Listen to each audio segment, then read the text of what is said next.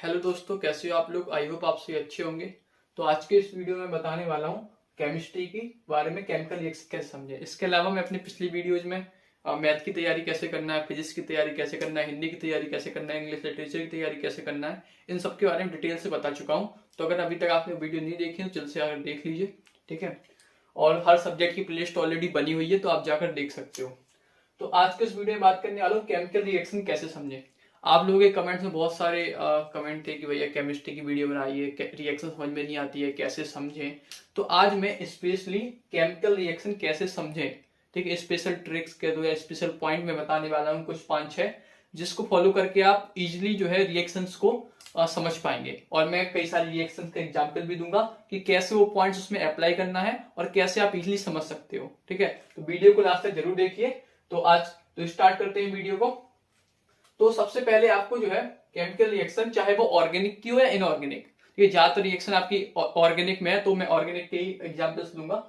तो chemical reaction में सबसे पहले आपको जो रखना है याद, कि सबसे पहले आपको जो नॉर्मल जनरल कंपाउंड्स हैं, ठीक है, जो कंपाउंड्स हैं उनके नाम और फॉर्मूले याद होने चाहिए। कंपाउंड्स के नाम और फॉर्मूले याद होने चाहिए, ठीक है। जैसे फॉर एग्जांपल NaSCO3, इसका नाम क्या होता है, सोडियम बाइकार्बोनेट। Na2SO4 को क्या बोलते हैं, ठीक है। और सल्फ्यूरिक अम्ल का फॉर्मूला क्या होता है। तो ये बेसिकली जो जनरल कंपाउंड है जो कि रिएक्शंस में आपकी यूज होंगी, ठीक है, उन सब के नाम आपको पता होने चाहिए और फॉर्मूले पता होने चाहिए, ठीक है। एथिल अल्कोहल को हम क्या बोलते हैं, और इन सब के आईपीएसी नाम भी, एथिल अल्कोहल का आईपीएसी नाम क्या है, एथिनॉल, ठीक है। और कार्बोक्सिलिक अम्ल का क्या है, ठीक है। तो ये सब जो है आपको जो है पता होनी चाहिए, कंपाउंड के नाम और नाम और फॉर्मूले, ये सब पहले आप सबसे पहले याद कर लीजिए, ठीक है, पहला स्टेप। दूसरा स्टेप में आपको क्या करना है कि जो आपके अभिकारक हैं, ठीक है, जो आपके अभिकारक हैं उनको आपको प्लस माइनस में तोड़ना है। अभिकारक को प्लस माइनस में लाइक डिवाइड करना है या तोड़ना है।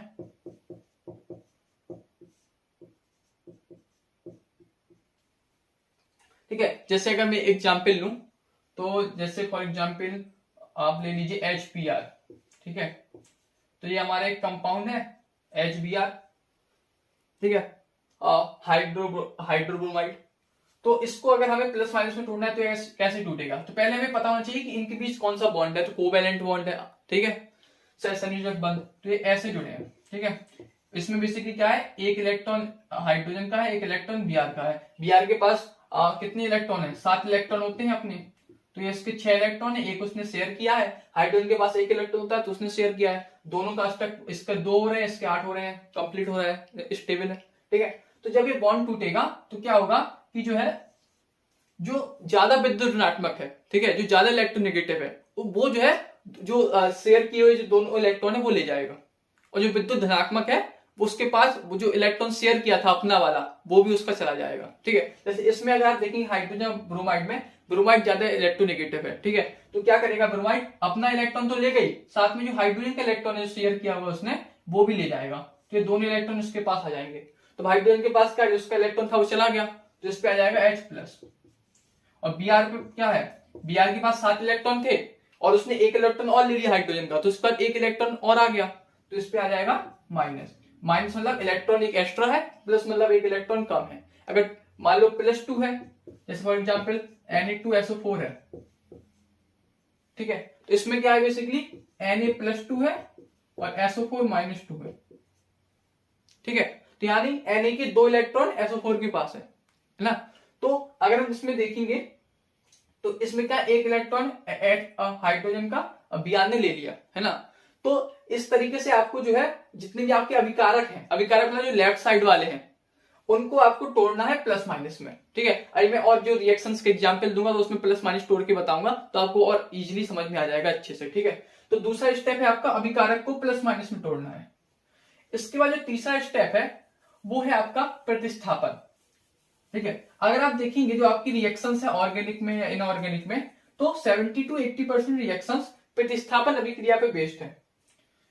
किस अभिक्रिया पे, प्रतिस्थापन अभिक्रिया पर।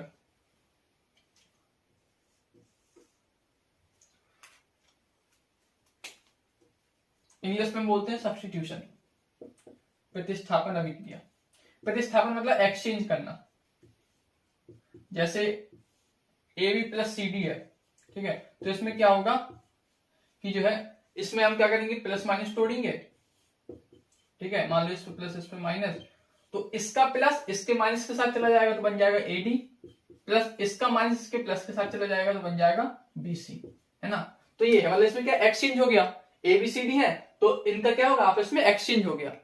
इसका एक क्या बोलते हैं आप, एक जो आपका जो तत्व है, एक एलिमेंट है, वो इसके साथ चला गया, इसका एक एलिमेंट इसके साथ चला गया, है ना। तो ये है आपकी प्रतिस्थापन अभिक्रिया। तो अगर आप देखेंगे जो आपकी 70 to 80% रिएक्शंस है आपके ऑर्गेनिक केमिस्ट्री में, इनऑर्गेनिक में, तो वो आपकी इसी प्रतिस्थापन पर है। अब यहाँ पे हो सकता है कि 2 की जगह 3-4 कंपाउंड हो, ठीक है, लेकिन उनके बीच में होता है प्रतिस्थापन ही, ठीक है। तो अब ये मैंने एक नॉर्मल लाइक ABCD करके लिया था एग्जाम्पल। अब मैं कुछ ऑर्गेनिक केमिस्ट्री की जो आपके कंपाउंड्स के रिएक्शंस हैं उसके एग्जाम्पल देके समझाता हूँ, तो आपको अच्छे से समझ में आ जाएगा, ठीक है। तो जो एक पहला एक सिंपल सा एग्जाम्पल लेते हैं, तो वो एग्जाम्पल है आपका C2H5OH प्लस HBr, ठीक है। यहाँ पे आप Br की जगह Cl ले सकते हो, ठीक है, I ले सकते हो, इसका लगे हाइड्रोब्रोमाइड, हाइड्रोक्लोरिक अम्ल भी ले सकते हो, ठीक है, तो उसमें कोई प्रॉब्लम नहीं है। यहाँ पे एथिल अल्कोहल, तो आपको क्या है, कंपाउंड के नाम पता होना चाहिए, इसका नाम है एथिल अल्कोहल, इसका नाम है हाइड्रोब्रोमाइड अम्ल, ठीक है। तो इसमें क्या है कि आप इसके नीचे लिख सको, ठीक है। अब कैसे रिएक्शंस लिखनी है बोर्ड की एग्जाम की कॉपी में, उसकी वीडियो में अपलोड करूंगा, ठीक है। तो इसके नीचे आप कंपाउंड का नाम लिख दो, तो और क्या है, थोड़ा सा इंपैक्ट अच्छा पड़ता है, ठीक है। तो अब इसको, जैसे ये रिएक्शन है, तो अब इसमें हम सबसे पहले क्या करेंगे, इसको थोड़ा सा अच्छे से लिख दो, CH3CH2OH, ठीक है। इसको अगर हम थोड़ा जो जूम करके कह सकते हैं, मतलब जो एग्जैक्ट जो बॉन्ड बन रहे हैं वो ऐसे है, ठीक है। और अगर आप इसको और अच्छे से देखना चाहें तो ये ऐसे बनेगा बेसिकली, C एक H यहाँ, एक H यहाँ, एक H यहाँ, H2 का एक H यहाँ, एक H यहाँ, ये है इसका स्ट्रक्चर, ठीक है, ये है इसका स्ट्रक्चर फॉर्मूला, ठीक है। तो अब इसमें क्या होगा, हमने क्या करना था, हमें अभिकारक को, ये दो क्या है हमारे अभिकारक है, इनसे हमारा उत्पाद बनेगा, तो इनका है प्लस माइनस में तोड़ना है, ठीक है। तो इसमें भी हम क्या करेंगे, इसमें हम क्या करेंगे, इसको प्लस माइनस तोड़ेंगे। तो देखो अब यहाँ पे जो ये बॉन्ड है, इसमें देखो कार्बन है, यहाँ पे ऑक्सीजन है, ठीक है। ऑक्सीजन हमें पता है ज्यादा विद्युत ऋणात्मक है कंपेयर टू कार्बन, ठीक है। तो इसमें जो इन्होंने शेयर किए हैं बॉन्ड, है ना, तो इसमें क्या है, ये बॉन्ड जो शेयर किए हैं, तो ये वाले दोनों इलेक्ट्रॉन ये ऑक्सीजन ले जाएगा, और कार्बन का जो एक इलेक्ट्रॉन शेयर किया हुआ था उसके पास कम हो जाएगा, तो ये बेसिकली क्या बन जाएगा, CH3CH2 प्लस OH माइनस। आया समझ में। इसमें हमने क्या किया, प्लस माइनस में तोड़ा, तो जो ये इलेक्ट्रॉन है वो ओ ले गया, क्योंकि O ज्यादा क्या है, विद्युत ऋणात्मक है, तो CH3CH2 प्लस OH माइनस, ठीक है। ऐसे ही हमें HBr को तोड़ना है, तो अभी हमने तोड़ा था H प्लस और Br माइनस, हमने अभिकारक को क्या किया, प्लस माइनस में तोड़ दिया। अब दूसरा काम क्या है, प्रतिस्थापन अभिक्रिया, इसके प्लस को इसके माइनस के साथ, इसके प्लस को इसके माइनस के साथ, तो यहाँ पे ये प्लस ये माइनस है, तो ये बन जाएगा CH3CH2Br प्लस H और OH, तो ये बन जाएगा H2O जल, ठीक है। तो अगर आप इसमें देखेंगे तो क्या हुआ, यहाँ पे हमने पहले प्लस माइनस में तोड़ा और फिर इसके बाद क्या कर दिया, हमने एक्सचेंज कर दिया, ठीक है। तो यही चीज आपकी, ये सिंपल एग्जांपल है, और भी जितने भी कॉम्प्लेक्स एग्जांपल है उसमें भी यही चीज हो रही है, ठीक है, 80% रिएक्शंस में। अगर मैं और एक एग्जांपल लूं आपका जो है, तो उसमें और अच्छे समझ में आ जाएगा। ये आपका जो एलिफेटिक उस कंपाउंड्स में था, अब मैं एरोमेटिक कंपाउंड में, एरोमेटिक यौगिक में दिखा रहा, ठीक है, लाइक बेंजीन में। तो एक आपकी बहुत अच्छी फेमस रिएक्शन है डॉब रिएक्शन, डॉब अभिक्रिया बहुत इंपॉर्टेंट है, ठीक है। तो वो करके देखते हैं उसमें कैसे अप्लाई होगा। ये OH हो गया, सॉरी Cl हुआ, ठीक है, क्लोरोबेंजीन प्लस NaOH, और यहाँ पे उच्च दाब और ताप, ठीक है। तो अगर आप लाइक 300 डिग्री सेल्सियस के लगभग ताप, अब यहाँ पे देखिए, यहाँ पे आप करते हैं तो इसमें भी क्या है, इसको हम क्या है प्लस माइनस में तोड़ेंगे, है ना। तो इसमें हम तोड़ेंगे प्लस माइनस में, तो वही चीज है, यहाँ पे क्या है, एक क्लोरीन का बॉन्ड है, एक इलेक्ट्रॉन है, एक हमारा यहाँ पे क्या है, ये कार्बन है। अगर हम यहाँ पे बेंजीन का स्ट्रक्चर खोलें तो बेसिकली ऐसे होता है ना। और यहाँ पे Cl जुड़ा हुआ है, यहाँ पे हाइड्रोजन जुड़े हुए हैं, ठीक है, यहाँ पे डबल बॉन्ड है ना। तो यहाँ पे क्या है, कार्बन, यहाँ पे क्लोरीन, क्लोरीन ज्यादा विद्युत ऋणात्मक है। तो ये आप एक लिस्ट बना लीजिए, मतलब आप अगर देखेंगे आवर्त सारणी में तो कौन से ज्यादा विद्युत ऋणात्मक है, ठीक है, तो वो आप ये याद कर लीजिए। तो अब देखेंगे यहाँ पे Cl ज्यादा विद्युत ऋणात्मक है, तो क्या करेगा, ये दोनों इलेक्ट्रॉन Cl ले जाएगा। तो इसमें क्या आएगा, बेसिकली ये पूरा आपका प्लस होगा, ठीक है, और Cl माइनस हो जाएगा। इसको तोड़ेंगे तो क्या होगा, Na प्लस OH माइनस। क्यों? क्योंकि O क्या है आपका, ज्यादा विद्युत ऋणात्मक है ना, कंपेयर टू Na क्या है, विद्युत धनात्मक है, तो O के पास माइनस आएगा और Na के पास प्लस आएगा। जो ज्यादा विद्युत ऋणात्मक तत्व होता है उसके वो इलेक्ट्रॉन ले जाता है, उस पर माइनस आता है, और जो विद्युत धनात्मक तत्व होता है कंपेयर टू डेट एलिमेंट, उस पर आपका प्लस आता है, ठीक है। सिंपल सी बात ध्यान रखिए। तो यहाँ पे हमने क्या किया, यहाँ पे प्लस माइनस तोड़ दिया, हमें क्या करना, प्रतिस्थापन करना। तो ये प्लस इसके माइनस के साथ जुड़ेगा, ये प्लस इसके माइनस के साथ जुड़ेगा, तो आपका अगर देखेंगे क्या बनेगा, प्रोडक्ट। तो आपका प्रोडक्ट में बन जाएगा, यहाँ पे ये फिनॉल बन जाएगी, और ये आपका बन जाएगा NaCl, ठीक है। तो ये आपका अगर देखेंगे फिनॉल, तो ये फिनॉल बनाने की एक विधि है, ठीक है, और ये आपका एक क्लोरोबेंजीन का रासायनिक गुण भी है, इसका नाम है डॉव अभिक्रिया, ठीक है। और आप इसको कैसे याद रख सकते हो, तो अब देखेंगे यहाँ पे क्या है, NaOH का यूज हुआ है, NaOH मतलब क्या है, साबुन तरीके से, ठीक है, सोडियम हाइड्रोक्साइड को डब साबुन आता है, तो आप उससे रिलेट करके आप याद कर सकते हो। तो ऐसे आप नेमिंग रिएक्शन को डेली लाइफ से रिलेट करके कर सकते हो याद। और नेमिंग रिएक्शन कैसे याद करना है उसकी मैं अलग से वीडियो बना दूंगा, ठीक है, आप चिंता मत करिए। और यहाँ पे आप देखेंगे तो उच्च दाब ताप का यूज हुआ है, इसका यूज इसलिए किया क्योंकि NaOH जो है प्रबल आपका जो अम्ल है, प्रबल क्षार है, सॉरी, ठीक है ना, स्ट्रॉन्ग बेस है, तो इसको तोड़ने के लिए आपको यहाँ पे हाई टेम्परेचर देना पड़ेगा, हाई प्रेशर क्रिएट करना पड़ेगा, ठीक है। तो इसलिए तो यहाँ पे अगर आप देखेंगे तो क्या किया हमने, प्लस माइनस में तोड़ा और एक्सचेंज कर दिया, ठीक है। एक और एग्जाम्पल लेके लिखते हैं, इससे थोड़ा हार्ड।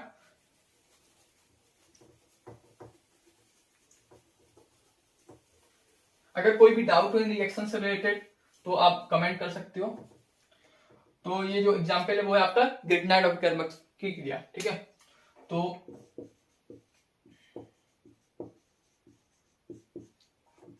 जो ग्रिग्नाइट अभिकर्मक होता है उसका स्ट्रक्चर ये होता है RMgX। R यहाँ पे क्या है आपका एल्किल ग्रुप है, यानी इसमें आपका CH3 हो सकता है, C2H5 हो सकता है, ठीक है, प्रोपिल हो सकता है, ब्यूटिल हो सकता है, तो आपका एल्किल ग्रुप है। यहाँ पे ये आपका क्या है, X हेलोजन है, यहाँ पे आपका Cl हो सकता है, Br हो सकता है, आयोडीन हो सकता है, ठीक है। तो ये आपके बेसिकली है। तो इसमें हम कोई भी ले लो, मान लो फॉर एग्जाम्पल Cl ले लेते हैं, ठीक है, अभी के लिए एग्जाम्पल। तो अब इसकी रिएक्शन हम करते हैं, ठीक है। अभी तक हमने देखा था, हम जब प्लस माइनस तोड़ रहे थे तो वो दो एलिमेंट थे ना, दो एलिमेंट जैसे NaOH है तो Na और OH, ठीक है, Na और O के बीच। यहाँ पे अगर आप देखेंगे तो यहाँ पे तीन एलिमेंट है। अब इसमें हम कैसे तोड़ेंगे, मतलब अगर आपने इसमें प्लस माइनस तोड़ा तो इसमें क्या कोई इफेक्ट पड़ेगा, नहीं पड़ेगा, तो इसमें कैसे तोड़ेंगे, तो इस पे देखते हैं, चलिए। तो यहाँ पे क्या है, ये दोनों बॉन्ड ब्रेक होंगे, ठीक है, ये दोनों बॉन्ड ब्रेक होंगे। अब यहाँ पे आप देखिए, यहाँ पे क्या है, ये एल्किल ग्रुप है, कार्बन है, और यहाँ पे आपका Mg है, दोनों आपके क्या है, विद्युत धनात्मक है ना। तो हमें देखना पड़ेगा कि जब दोनों विद्युत धनात्मक है, कौन ज्यादा विद्युत धनात्मक है। जो ज्यादा विद्युत धनात्मक होगा उस पर प्लस आएगा। जैसे उसमें हम क्या देखते हैं, विद्युत ऋणात्मक कौन ज्यादा है, जिसमें विद्युत ऋणात्मक ज्यादा होगा उस पर माइनस आएगा, जिसमें विद्युत धनात्मक ज्यादा होगी, विद्युत धनात्मक, उस पर प्लस आएगा। तो इसमें अगर R और Mg, C और Mg में आप कंपेयर करेंगे तो Mg जो है ज्यादा विद्युत धनी तत्व है, तो इसलिए Mg पे आएगा आपका प्लस, ठीक है, और इस पे आएगा आपका माइनस कार्बन पे। अगर नॉर्मली आप कार्बन को Cl के साथ, या जैसे अभी हमने देखे थे कार्बन Cl या कार्बन हाइड, ठीक है, और या फिर कार्बन Cl Br OH, ठीक है, तो इसमें कार्बन प्लस आता है, लेकिन यहाँ पे चूंकि कार्बन से भी ज्यादा विद्युत धनी तत्व है तो इसलिए यहाँ पे इसको माइनस आएगा, ठीक है, यहाँ पे, ठीक है। यहाँ पे हम तोड़ेंगे तो यहाँ पे माइनस आएगा, Cl ऑब्वियसली विद्युत ऋणात्मक तत्व है, और यहाँ पे प्लस आएगा तो ये +2 हो जाएगा, ठीक है। तो ये ऐसे टूटेगा, और यहाँ पे हमें पता ही है कैसे टूटेगा, ये प्लस होगा, ये माइनस होगा। अब देखिए क्या है, वही हमें एक्सचेंज करना है, देखो। तो यहाँ पे क्या होगा, Mg जो है हमारा क्या है, +2 है, यहाँ पे हमारा Br माइनस है, ठीक है, एक Br है, वहां पे हमारे पास Mg क्या है, Mg +2 है, Br एक माइनस है, तो हमें दो माइनस चाहिए, है ना। तो यहाँ पे इसलिए हम यहाँ पे 2 का मल्टीप्लाई कर देंगे, तो अब यहाँ पे क्या बन गया, Mg +2 और Br 2 है, ठीक है। तो अगर आप बैलेंस ही देखोगे Mg Br2 बनेगा, तो यहाँ पे देखो Mg +2 है और Br देखो Br पे -1 है, लेकिन चूंकि 2 है तो -1 और -1 -2 हो जाएंगे, तो आपका बैलेंस हो जाएगा। एक कंपाउंड का ओवरऑल अगर आप देखेंगे तो वो 0 होता है, ठीक है, चार्ज, ठीक है, क्योंकि जितना प्लस होता है उतना ही माइनस होता है। जैसे +2 है, यहाँ पे -2 होगा, तो इसलिए आपका ये क्या हो जाएगा, ओवरऑल जो नेट चार्ज होगा 0 होगा। ठीक है, हमेशा कंपाउंड का ध्यान रखना। तो यहाँ पे क्या है, Mg+2 है और यहाँ पे Br-1 है, जिसलिए हम यहाँ से 2 पे मल्टीप्लाई कर दिया। अब बाकी हमारे पास क्या बचा, R-Cl- तो 2 CH3 CH2+, तो बस कुछ नहीं है, एक प्लस माइनस इससे जुड़ जाएगा और 2 है, एक इससे जुड़ जाएगा, तो हमारा बन जाएगा CH3 CH2, और यहाँ पे अगर हम CH3 ले रहे हैं CH3 जुड़ जाएगा, तो C2H5 जुड़ जाएगा और हमारा बन जाएगा CH3 CH2 Cl। जिसमें भी अगर आप देखेंगे हमने प्लस माइनस में तोड़ा और हमने एक्सचेंज कर दिया।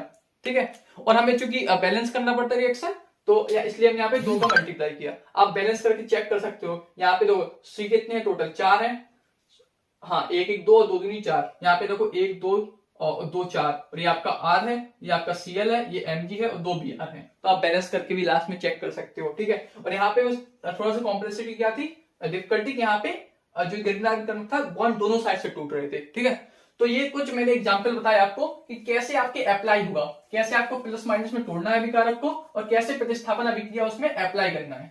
ठीक है, सो आई होप समझ में आया होगा। अब इसके बाद जो है, अगर आप देखेंगे कई सारी रिएक्शन ऐसी होती हैं जिसमें अब उत्प्रेरक का यूज होता है ना। जैसा कि आपने देखा होगा, यहाँ पे हमने एरो लगाया, इसके ऊपर हमने लिखा था उच्च दाब उच्च ताप, तो कई जगह यहाँ पे जैसे H2Ni, ठीक है, या फिर K2Cr2O7, ठीक है, या फिर H2SO4 सांद्र, इनका यूज होता है रिएक्शन तीर के ऊपर। अगर आप देखेंगे इनको हम बोलते हैं उत्प्रेरक। ठीक है, इनका क्या यूज है। ठीक है, तो अगले जो आपको इंपॉर्टेंट ध्यान रखना है रिएक्शन जब आप देखोगे समझोगे, तो उत्प्रेरक का यूज, उत्प्रेरक का यूज समझो। ठीक है, अगर किसी रिएक्शन में उत्प्रेरक का यूज हुआ है तो उसका पक्का कुछ ना कुछ यूज हुआ होगा, तभी उसका यूज है। ऐसे हम लाइक शॉक में या ऐसे लिखने के लिए नहीं लिखते हैं, इसका कुछ ना कुछ इस रिएक्शन में इफेक्ट कर रहा होगा, यूज हो रहा होगा। ठीक है, तो उस उत्प्रेरक का यूज समझो। अगर आपने उत्प्रेरक का यूज समझ लिया, कैटालिस्ट का यूज समझ लिया, तो आपको रिएक्शन समझ में आ जाएगी। ठीक है, जैसे अगर मैं एग्जाम्पल दूं कुछ, तो जैसे निर्जलीकरण का अभिक्रिया होती है ना, जो आपने देखा होगा C2H5OH, इसमें अगर हम H2SO4 उत्प्रेरक डाल दे सांद्र, ठीक है, ये क्या है, हाइड्रो सल्फ्यूरिक अम्ल है। ठीक है, सांद्र प्रबल अम्ल है, तो इसमें बेसिकली क्या है, ये जल निकालता है। H2SO4 क्या है, प्रबल निर्जलीकारक है। तो जब भी आपको रिएक्शन से H2O निकालना है, ठीक है, जल निकालना हो, तो आप प्रबल H2SO4 का यूज कर सकते हैं। आप जितनी भी रिएक्शन है आप देख सकते हैं, सब में निर्जलीकरण अभिक्रिया में H2SO4 का यूज हुआ है। ठीक है, तो इसमें क्या होगा, बेसिकली CH3 CH2OH है ना। अगर मैं इसको ओपन लिखूं स्ट्रक्चर,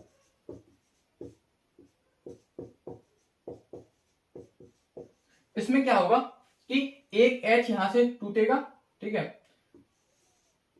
तो H यहां पे टूटेगा, तो इसमें प्लस इसमें माइनस आएगा, क्योंकि C ज्यादा विद्युत ऋणात्मक है इसमें, है ना, C और H के कंपेयर में।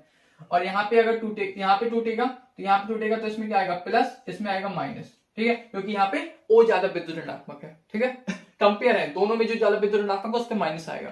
तब यहाँ पे H+ टूटा, यहाँ पे OH- टूट रहा, तो ये क्या हो जाएगा, H2O बन जाएगा, जल निकल जाएगा, प्लस यहाँ पे माइनस है, यहाँ पे प्लस है, तो ये क्या हो जाएगा, एक बॉन्ड बन जाएगा। इसके पास एक इलेक्ट्रॉन ज्यादा है, इसके पास कम है, तो उसने कहा कि लो मेरे पास इलेक्ट्रॉन ज्यादा है, वो हम शेयर कर लेते हैं। ठीक है, तो ये क्या होगा, एक बॉन्ड बन जाएगा।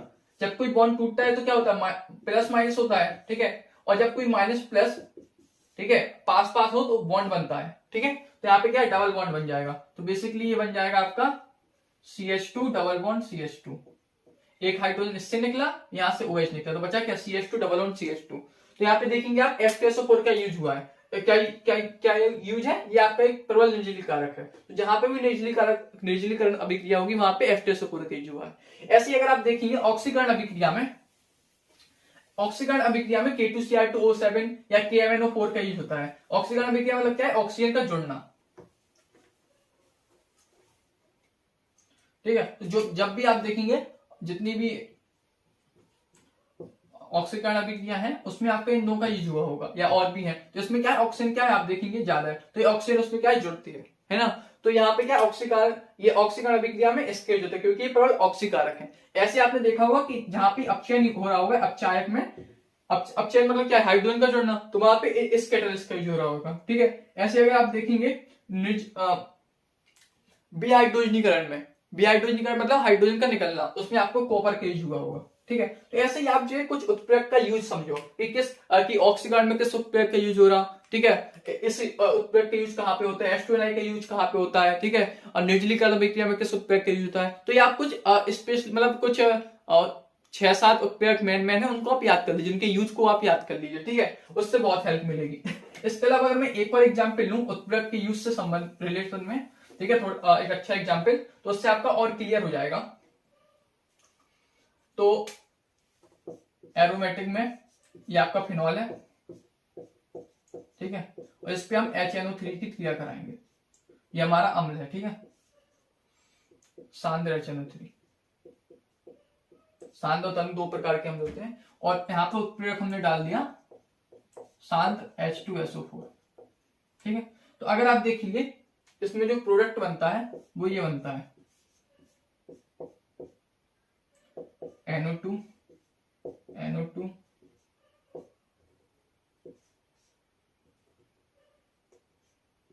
और NO2 यहाँ पे जोड़ता है, OH यहाँ पे जोड़ता है, और 3 H2O बनते हैं, ठीक है। तो अब इस रिएक्शन को थोड़ा समझने की कोशिश करते हैं, ठीक है। अगर आप देखिए HNO3 क्या है, अम्ल है ना।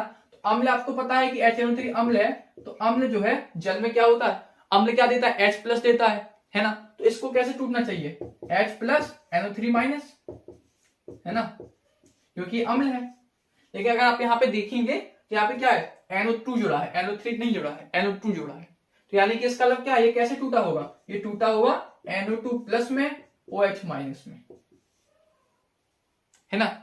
अब हमें ये सोचना है कि यहाँ पे ये अम्ल है HNO3, और लेकिन एक क्षार की तरह टूटा है, बेस की तरह, NO2+ और OH- दिया है। ऐसा क्यों, तो ऐसा हुआ है इसकी वजह से, जो हमारा उत्प्रेरक है H2SO4 सांद्र अम्ल इसमें डाला है। अब आपको पता है होना चाहिए कि H2SO4 जो है NO3 के कंपेयर में प्रबल अम्ल है, मतलब ज्यादा स्ट्रॉन्ग अम्ल है, एसिड है। तो ये जो है इसको मजबूर कर रहा है कि तुम बेस की तरह काम करो, ठीक है। अगर हमने इसको नहीं डाला होता तो ये अम्ल की तरह काम करता, ये ऐसे टूटता। लेकिन हमने चूंकि इसको डाल दिया उत्प्रेरक को H2SO4, इससे ही प्रबल अम्ल, तो वो कह रहा है कि तुम बेस की तरह काम करो, उसने मजबूर कर दिया, तो इसलिए इसको बेस की तरह टूटा। अब ये बेस की तरह टूटा और यहां से क्या है H+ निकले, यहाँ पे क्या H जुड़े हैं, है ना, H, तो यहाँ पे क्या है, यहाँ पे C है और यहाँ पे H है, तो C पे माइनस H पे प्लस, जैसे मैंने बताया जल पे ऋणात्मक है, तो H+ निकला, OH- निकला, 3 H+ निकले हैं, तो 3 H2O बन गए, ठीक है, और 3 NO2+ है, और यहाँ पे C- है 3, तो 3 पे NO2 जुड़ गए, ठीक है। रिएक्शन समझ में आई, यहाँ पे उत्प्रेरक की समझ में आया, उत्प्रेरक की वजह से इसको क्षार की तरह काम करना पड़ा, ठीक है। तो अगर आपको उत्प्रेरक यूज पता है कि H2SO4 का हमने यूज क्यों किया यहाँ पे, ठीक है, तो आपको ये रिएक्शन समझ में आ जाएगी, आप यहाँ पे NO2 जोड़ दोगे, आपको कोई कंफ्यूजन नहीं होगी, आपको रटने की जरूरत नहीं है, आपको समझ में आ गया। लेकिन अगर आपने रटने की कोशिश की यहाँ पे NO2 है, तो आपको एग्जाम में फिर कंफ्यूजन हो सकता है कि यहाँ पे ये तो अम्ल है लेकिन ये ऐसे फिर क्यों छूट रहा है। तो आप यहाँ पे क्या कर दोगे, गलती से NO3 कर दोगे, फिर आप कहोगे यहाँ पे क्या H2 निकल रहा है क्या, तो इस तरीके से आप गलत कर दोगे। तो उत्प्रेरक का यूज करना समझो, रिएक्शन को समझो, ठीक है। एक चीज यहाँ पे और आपको डाउट होगा कि यहाँ पर हमने जो है यहाँ पर NO2 जोड़ा, यहाँ पे NO2 जोड़ा, यहाँ पे NO2 जोड़ा, इन दो जगह पे इसको बोलते हैं मेटा पे क्यों नहीं जोड़ा, ऑर्थो पैरा पे ही क्यों जोड़ा।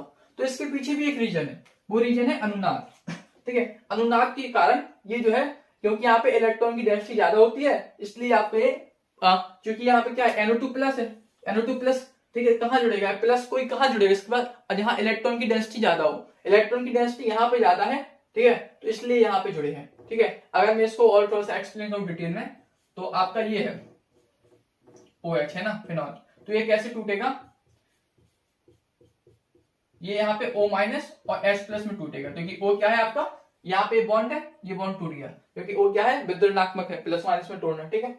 अब यहाँ पे क्या होगा कि O- है, O के पास एक इलेक्ट्रॉन ज्यादा है, तो O कहेगा कि तुम मेरे साथ बॉन्ड बना लो, कार्बन से कहेगा, और कार्बन के पास ऑलरेडी 4 बॉन्ड है, उसका पूरा है अष्टक, लेकिन चूंकि वो क्या है, विद्युत ऋणात्मक ज्यादा है, तो कार्बन कहेगा ठीक है बना लो, और वो क्या करेगा, हाइड्रोजन के साथ बॉन्ड तोड़ देगा, हाइड्रोजन के साथ बॉन्ड तोड़ेगा, तो यहाँ पे क्या होगा, ये जो बॉन्ड है यहाँ पे ट्रांसफर हो जाएगा, ठीक है। अगर मैं और इसमें इसको स्ट्रक्चरली और डिटेल में बताऊं तो आप ऐसे समझ सकते हो कि O है, ठीक है, O- है, और यहाँ पे ये है, यहाँ पे क्या होगा, बेसिकली ये बॉन्ड टूटेगा, तो इस पे आएगा माइनस, इस पे आएगा प्लस, तो कार्बन कहेगा ठीक है मैंने बॉन्ड तोड़ दिया, मेरे पास एक कम हो गया, अपन बना लेते हैं, ठीक है बॉन्ड, तो यहाँ पे बॉन्ड बन जाएगा, तो ये प्लस माइनस गायब हो जाएगा। अब यहाँ पे क्या है, यहाँ पे माइनस है, अब यहाँ पे क्या है, ये बॉन्ड टूटेगा, फिर यहाँ पे प्लस आएगा, यहाँ माइनस आएगा, तो यहाँ प्लस माइनस है तो यहाँ बॉन्ड बन जाएगा। फिर क्या होगा ठीक है, तो एक बार यहाँ पे माइनस आया, ध्यान से देखना, अगली बार यहाँ पे माइनस आएगा, अब क्या हुआ, ये बॉन्ड टूटेगा, यहाँ प्लस आएगा, यहाँ माइनस आएगा, तो क्या होगा, ये बॉन्ड बन जाएगा, ये बॉन्ड बन जाएगा, तो बेसिकली क्या होगा, यहाँ माइनस आएगा। तो अगर आप देखेंगे तो ऐसे ही घूमता रहेगा, है ना, एक बार यहाँ माइनस आएगा, एक बार यहाँ माइनस आएगा, एक बार यहाँ माइनस आएगा, यहाँ और यहाँ कभी माइनस नहीं आएगा, यहाँ पॉजिटिव भी आएगा। तो इसलिए यहाँ पे माइनस चूंकि आ रहा है, यहाँ पे क्या इलेक्ट्रॉन की डेंसिटी ज्यादा है, इसलिए NO2 प्लस यहाँ पे जोड़ रहा है, ठीक है। तो ये आपको रीजन पता होने चाहिए, और ये अनुनाल आपने क्लास 11 में पढ़ा होगा, ठीक है। अगर आपको ठीक है, और आप ये यूट्यूब में भी देख सकते हो वीडियो, अच्छे समझ में आ जाएगा। तो यहाँ पे आपको समझ में आया उत्प्रेरक यूज कैसे करना है, क्यों, ठीक है। तो उत्प्रेरक के यूज समझो, अगर आपको उत्प्रेरक के यूज समझ में आ गया तो आपको जो रिएक्शन इजीली समझ में आ जाएंगे। इसके बाद जो है अगर आप देखेंगे कुछ रिएक्शन ऐसी जो वेरी करने वाली हैं, वेरी मतलब कि जो है अगर हम उसको KOH, जैसे अगर मैं एग्जाम्पल लूं,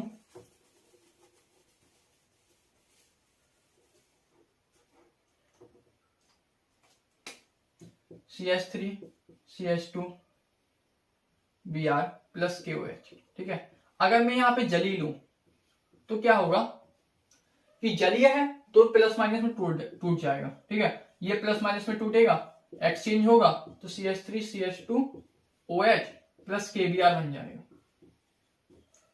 ठीक है। लेकिन यहाँ पे एक और इसका वर्जन यूज आएगा, ठीक है, हो सकता है कि अगर हम KOH जलीय ना लेके हम बोले एल्कोहलिक लें, एल्कोहलिक मतलब जो लाइक शराब जो होता है OH मतलब, ठीक है, जैसे एथिल एल्कोहल हुआ, मेथिल एल्कोहल हुआ, तो एल्कोहलिक ले मतलब ये क्या है, पोटेशियम हाइड्रोक्साइड, तो हम एक जलीय में ले रहे हैं, जलीय में हमारा जो विलयन वो जलीय है, इसमें हम क्या ले रहे हैं, एल्कोहलिक में ले रहे हैं, एल्कोहलिक विलयन में। तो एल्कोहलिक विलयन में क्या है, ये सीधे सीधे प्लस माइनस अपने आप नहीं टूट सकता, इसमें क्या अपने आप प्लस माइनस टूट गया, इसमें अपने आप प्लस माइनस नहीं टूट सकता, यहाँ पे हमें कोई आयन डालना पड़ेगा, कोई H प्लस या OH माइनस, ऐसा कोई आयन डालना पड़ेगा जो उसको फोर्स करे टूटने के लिए। तो अब यहाँ इसमें क्या होगा, यहाँ पे रिएक्शन दूसरी तरीके से होगी, कैसे होगी, यहाँ पे अगर हम इसके स्ट्रक्चर को ओपन करें CH2Br, ठीक है, इसमें क्या होगा, यहां से प्लस टूटेगा, यहाँ पे माइनस आएगा, यहां से माइनस आएगा, यहाँ पे प्लस टूटेगा, वही चीज यहाँ प्लस माइनस तोड़ा, और यहाँ पे चूंकि यहाँ पे C यहाँ पे ज्यादा नेगेटिव है, यहाँ पे Br ज्यादा नेगेटिव है, ठीक है, तो ये दोनों टूट जाएंगे, ठीक है। और यहाँ पे क्या आ जाएगा, डबल बॉन्ड जो मैंने बताया था, ठीक है, तो इसमें आ जाएगा डबल बॉन्ड, तो आपका एक प्रोडक्ट बन जाएगा CH2 डबल बॉन्ड CH2। अब यहाँ पे क्या होगा, अब हमारे पास H प्लस है, ये इस पे इसको मजबूर करेगा, ये इस पे अटैक करेगा, QH पे जब ये अटैक करेगा, ठीक है, तो जो है ये बॉन्ड टूट जाएगा, ये बॉन्ड टूटेगा तो क्या होगा, प्लस माइनस, तो H OH के साथ जुड़ेगा H2O बनेगा, और K प्लस Br माइनस के साथ जुड़ेगा तो KBr बनेगा, वही आपका जो है प्रतिस्थापन, ठीक है। तो इसमें क्या है, एक बार हमने QH जली लिया, एक बार QH हमने क्या लिया, एल्कोहलिक लिया, तो दो अलग अलग टाइप के प्रोडक्ट बन रहे हैं। तो जो वेरी करने वाली रिएक्शन है ये बहुत आती है एग्जाम में, ठीक है। जब HI हमने ठंडा लिया तो क्या बनेगा, गर्म लिया तो क्या बनेगा, SO4 हमने 140 डिग्री पे लिया तो क्या बनेगा, 170 डिग्री पे लिया तो क्या बनेगा। तो इस टाइप की जो ये वेरी करने वाली रिएक्शन है, ठीक है, ये बहुत आती है, तो इस पे इंपॉर्टेंट एक्स्ट्रा फोकस देना, और इसकी लिस्ट में अपलोड कर दूंगा, वीडियो इसकी बनाऊंगा, ठीक है, रिएक्शन की हर चैप्टर की कौन कौन सी इंपॉर्टेंट रिएक्शन है। तो बेसिकली मैं आपको समझा जाता हूँ कि रिएक्शन को समझो, यहाँ पे प्लस माइनस में टूटा, क्यों टूटा यहाँ पे, क्योंकि जली है, यहाँ पे क्यों नहीं टूटा सीधे सीधे, क्योंकि यहाँ पे एल्कोहलिक है। तो अब जो उत्प्रेरक का यूज समझो, ठीक है, रिएक्शन को समझने की कोशिश करो कि यहाँ पे ये हो क्यों रहा है। और अगर आप देखेंगे मोटे मोटे पे हर रिएक्शन में हम अभिकारक को प्लस माइनस में तोड़ रहे हैं और प्रतिस्थापन यूज कर रहे हैं 80 to 90% रिएक्शन में, हर रिएक्शन में, ठीक है। इसके अलावा अगर मान लो आपको रिएक्शन नहीं आ रही है समझ में, तो एक इलेक्ट्रिक आप यूज कर सकते हो, या फिर एक नॉर्मल की जो है आप मेन प्रोडक्ट को याद कर लो, ठीक है, या फिर कोई एक प्रोडक्ट याद कर लो, एक प्रोडक्ट याद कर लो और बाकी प्रोडक्ट याद मत करो, ठीक है। मतलब आपके जैसे कोई एक रिएक्शन है उसमें 3-4 प्रोडक्ट बन रहे हैं, तो आप सारे प्रोडक्ट याद नहीं करो, सिर्फ एक प्रोडक्ट याद कर लो, उससे आपकी पूरी रिएक्शन समझ में आ जाएगी कि और क्या क्या बनेगा, ठीक है। जैसे अगर मैं एग्जाम्पल लूं, ठीक है, एक एग्जाम्पल लूं अगर मैं, तो CH3 CH2OH ऐसे अगर मैं PCl5 के साथ करा रहा, ठीक है। अब इसमें आपको समझ में नहीं आ रहा, इसमें Cl5 है तो कैसे टूटेगा, नहीं आ रहा समझ में, ठीक है। तो अब इसमें अगर मैं प्रोडक्ट बनाऊं तो कैसे बनेगा, तो अगर आप इसको समझना चाहें तो इसमें ऐसे होगा कि Cl5 जुड़े हैं और यहाँ पे ये क्या होगा CH3 CH2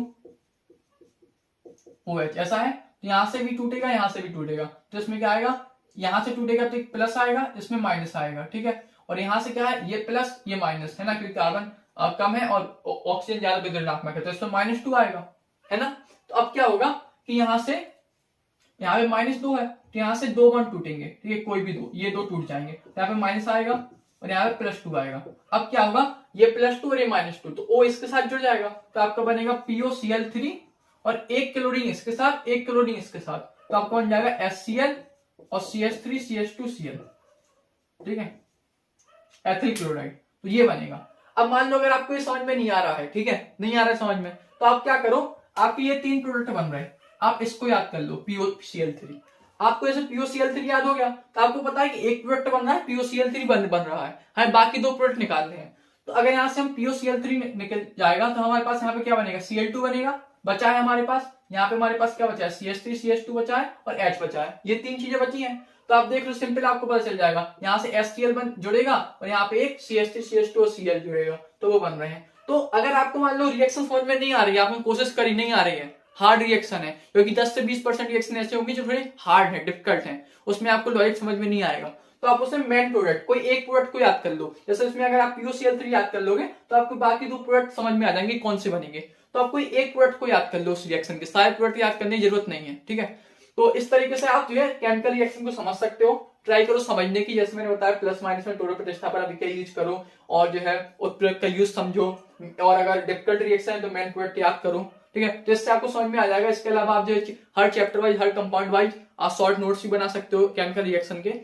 तो ये था इस वीडियो में। अगर और इसके अलावा ऑर्गेनिक केमिस्ट्री कैसे समझें, ठीक है, प्रयोगशाला विधि कैसे समझें और कैसे इतनी सारी रिएक्शन को याद करें, इसमें मैंने आपको बताया रिएक्शन को कैसे समझना है, अब इतनी सारी रिएक्शन को ऐसे मैनेज करना है, इनऑर्गेनिक केमिस्ट्री कैसे समझना है, और हर चैप्टर के इंपॉर्टेंट रिएक्शंस कौन कौन से इंपॉर्टेंट कौन कौन से क्वेश्चंस हैं, उन सब की वीडियो में जल्दी अपलोड करूंगा, कैसे लिखना है पेपर में। तो आप जुड़े रहिए। अगर वीडियो पसंद आई तो लाइक कीजिए, शेयर कीजिए अपने दोस्तों के साथ और सब्सक्राइब कीजिए। Thank you very much.